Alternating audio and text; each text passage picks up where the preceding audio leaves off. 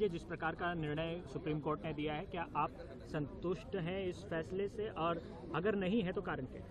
नहीं, संतुष्ट की बात नहीं है। देखिए, अब अदालत ने रोका है फैसला, कम से कम इतनी संतुष्टि तो हमें हो सकती है कि हाँ, अब ये कल परसों जो ये रोज सवाल मुझसे पूछती थी कि 5 मिनट बाद तो नहीं मारी जाऊंगी उसके बाहर आके मैं, तो वो मैं कम से कम कह सकता हूँ कि अब वो बाहर नहीं आएंगे थोड़े समय के लिए।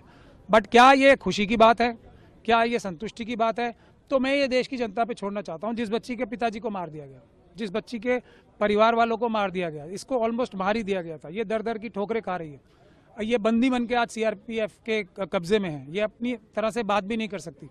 इसको चारों तरफ से घेरा हुआ है सबने, और इस जैसी कितनी बच्चियां हैं, तो इससे मैं सेटिस्फाई हो जाऊं तो ये मैं अपने आप से भी अन्याय करूंगा और देश से भी अन्याय करूंगा। कहीं ना कहीं जो उम्र कैद की सजा पर रोक लगा दी गई थी, ये कहीं ना कहीं जो शब्द है ना, ये काफी खतरनाक शब्द है। कहीं ना कहीं नहीं, आदमी जिंदा होता है या मर जाता है, आदमी को न्याय मिलता है या नहीं मिलता, कहीं ना कहीं न्याय नहीं मिलता। ये कहीं ना कहीं बहुत ही डेंजरस कॉन्सेप्ट है।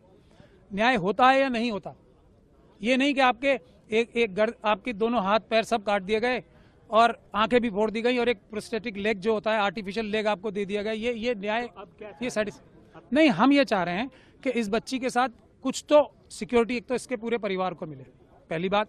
दूसरी बात, इसको कोई रिहेबिलिटेशन तो मिले। इसके पति को नौकरी से निकाल दिया जा रहा है, इसकी फैमिली को, इसके चाचा को जेल में रखा हुआ है, इसके बाकी फैमिली मेंबर्स हॉन्टेड हैं, उनका कुछ तो हमारा समाज, हमारा सरकार उनका ख्याल करे, उनकी जिंदगी रिकंस्ट्रक्ट करने की कोशिश तो करे।